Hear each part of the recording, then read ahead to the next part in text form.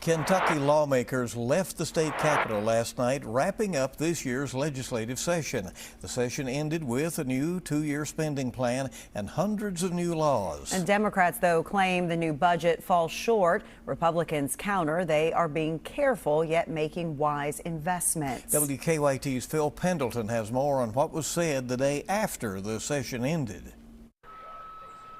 Kentucky Democrats gathered in front of the Capitol to express their overall disappointment with the outcome of the 2026 regular session. Our caucuses wrote legislation to expand, not restrict, access to health care, affordable housing, and education. The Democratic Party chairman, along with leaders in the House and Senate, say those three areas are hurting more because of bills passed or not passed in the session. They say because of actions in Washington and inaction in Frankfort, health care will suffer. It doesn't do enough for rural hospitals that are already on the brink, especially with federal cuts that are looming. It doesn't provide long overdue cost of living increases for retirees who spent their lives serving the state and haven't seen one for more than a decade.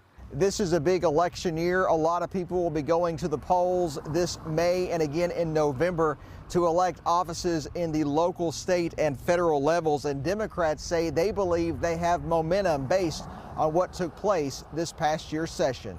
And the voters this November will have a choice. They can choose to have the same cynicism and incompetency of this Republican majority. Lawmakers say there were some basic needs that could have been accomplished, but were not. We talk about affordable housing, but we couldn't get the job done.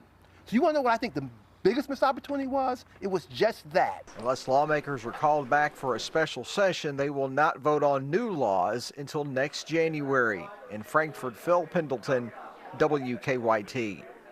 Now, we did reach out to Republican leaders several times today. We were not told about any availability with lawmakers. Senate Republicans did issue a statement that said education received record funding and the governor's Medicaid numbers are not accurate, relying on one-time money to fund multiple years.